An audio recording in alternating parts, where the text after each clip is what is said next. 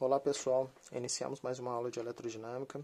A gente vai falar hoje sobre sentido de corrente elétrica e circuitos elétricos. O sentido da corrente elétrica pode ser visto de duas formas. Quer dizer, o próprio nome já diz, a gente está analisando qual é o sentido que a corrente elétrica está tomando. Então a gente tem basicamente duas formas de analisar.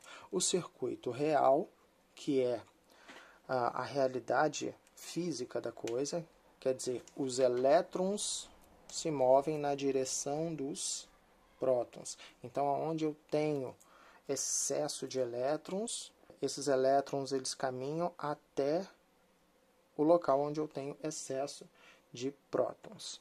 Então, eu tenho aqui a minha pilha elétrica, minha pilha, tá? Então, os elétrons eles sairiam daqui de baixo, ó, do ponto negativo, tá? E percorreriam um caminho determinado até aqui em cima. Então, aqui tem excesso de elétrons, aqui tem falta. Então, os elétrons saem daqui e vão para lá, ok? Só que é o seguinte, então esse é o sentido real. Só que é o seguinte, antigamente, bem antigamente, a gente não sabia nem o que significava elétron, a gente nem tinha conhecimento sobre elétron, não tinha noção das propriedades atômicas dos materiais. Então, a gente não sabia o que estava acontecendo. Se sabia apenas que existia um fluxo de alguma coisa ali. E, por convenção, estabeleceu que esse fluxo saía do positivo e ia para o negativo. Então, gente, existe o sentido convencional da corrente elétrica, que foi estabelecido antigamente por uma convenção, que é o sentido contrário, que é quando a gente sai do positivo e vai para o negativo. E vocês vão ver que a gente usa muito esse sentido convencional. Então, o sentido real a gente deixa de lado, apesar do sentido real fazer parte da realidade, né? Mas a gente utiliza demais o sentido convencional, porque já vinha sendo usado antigamente, e depois, quando o elétron foi descoberto, no início do século passado, esse sentido convencional já estava muito em uso. Então, a gente usa mais esse sentido convencional, tá bom? Vocês vão entender aqui na prática. Então, o circuito elétrico, pessoal, é um caminho fechado. Lembre-se que esse caminho sempre tem que estar fechado. É formado por um gerador de tensão, quer dizer, alguém tem que gerar tensão, porque se você não tiver tensão, você não vai ter corrente, logo você não vai ter um circuito elétrico. Formado por condutores para ligações, então a gente precisa de fios condutores para a gente conduzir essa nossa corrente. Formado também por receptores, então sempre tem alguém para receber, que é uma lâmpada, um motor, um capacitor, algum componente tem que receber essa corrente. E aí você pode fazer diversas ligações com componentes tanto elétricos quanto eletrônicos, ok? Então a gente tem aqui um exemplo, que é uma pilha, então aqui o mais, aqui o menos, tá? Essa pilha está ligada por condutores a uma lâmpada. Da forma que ela está aqui, ela está totalmente conectada, então essa lâmpada acende. A corrente elétrica vai passar pela lâmpada, ela vai acender. E aí eu vou colocar aqui, ó, a corrente elétrica no sentido real, tá? Em vermelho. Então a corrente elétrica no sentido real, ela vai sair do negativo, ó, os elétrons vão tomar esse caminho aqui, ó. Essa é a realidade, é isso que acontece, tá? E no sentido convencional seria o contrário. Não é a realidade, mas a gente pode analisar dessa forma. Não tem nenhum problema. O sentido da corrente não altera as propriedades do circuito elétrico, tá? Então, aqui, ó, em vermelho é o sentido real da corrente e aqui o sentido convencional.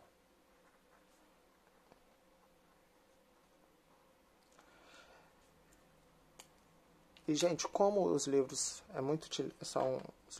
nos livros é muito utilizado o sentido convencional, eu vou usar mais o sentido convencional aqui. Então, a gente sempre vai sair do positivo e vai para o negativo, tá bom? E vocês vão ver que não muda em absolutamente nada a gente trocar um pelo outro.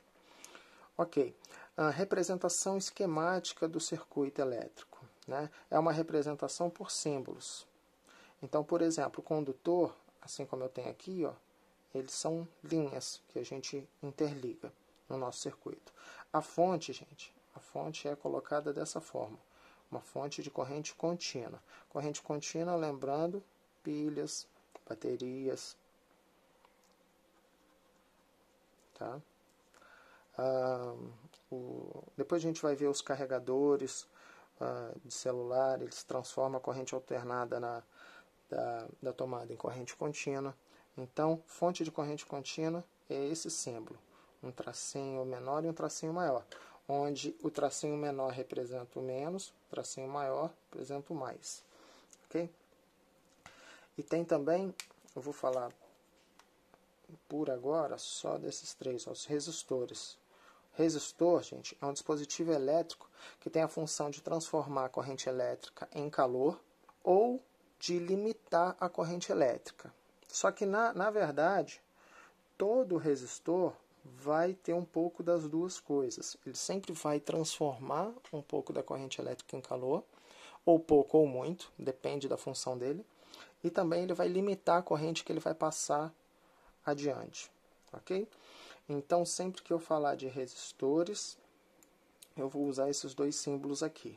Então, nesse circuito aqui, ó, eu posso colocar esse circuito assim, ó, fonte, que é a pilha, está aqui, ligação de condutores, até um resistor, ó, lâmpada incandescente que transforma corrente elétrica em calor e luz, ok? Então, essa seria a representação esquemática desse circuito aqui, ok?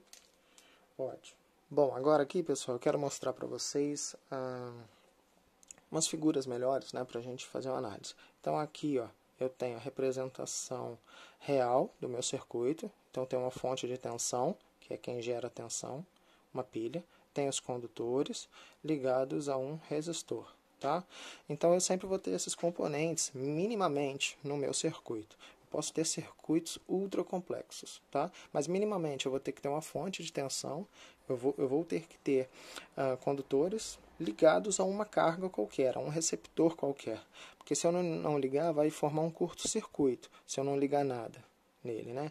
E aí a corrente passa rapidamente, facilmente, e ela vai aquecer o fio e em algum lugar ela vai derreter esse fio, né? Então vai queimar o meu circuito em algum lugar, tá? Então eu nunca posso deixar o meu circuito sem carga nenhuma, sem receptor nenhum, porque senão eu vou ter um curto-circuito aí. Então, um circuito muito curto, onde a corrente elétrica ela vai ficar muito alta, e essa corrente elétrica alta vai fazer com que superaqueça a minha fiação, em algum lugar ela vai derreter, ela vai queimar. Ok? Aqui eu tenho a representação esquemática, ó, fonte de tensão, a pilha, os condutores ligados a uma resistência, que nesse caso é a lâmpada. Ok? Ótimo. Aqui eu tenho uma resistência na prática. Perdão, gente, resistência não, resistor. O nome correto é resistor, tá? A gente chama esse elemento de resistência, esse também, ó. A gente chama de resistências do chuveiro, mas resistência é uma propriedade física. O nome correto do dispositivo é resistor. Então, esse aqui é um resistor de chuveiro, tá? Esse é outro. É um fio enrolado que só tem a função de, quando receber a corrente, ele aquecer. E aí a água passa por ele, e a água troca calor, vai ser aquecida e cai para você tomar um banho. Ok? Ótimo. Aqui a gente tem outro exemplo, que é a lâmpada que a gente falou ali. Então a corrente passa por aqui. Aqui tem um fio de tungstênio, tá? Um material próprio para aquecer bastante e começar a emitir luz, como se fosse uma brasa mesmo. Então, essa é a lâmpada incandescente, que eu acho que todo mundo já sabe que foi trocada, porque a eficiência dela era muito baixa. Ela aquecia demais. Logo, ela perdia muita energia elétrica produzindo calor. E calor a gente não deseja, né, quando a gente tem uma lâmpada. A lâmpada é feita para iluminar e não para aquecer, né? Então, aqui é a lâmpada acesa, né? Então, passa a corrente elétrica ali, começa a brilhar de tão quente que está, por isso que se chama incandescente, né? Começa a encandecer, igual a brasa no churrasco, né? E esse é o princípio. Ó. Aqui tem um homem segurando um palito de fósforo, então é para aquecer tanto até a ponto de brilhar, né? Ok? Então espero que tenham gostado. Na próxima aula a gente continua o assunto.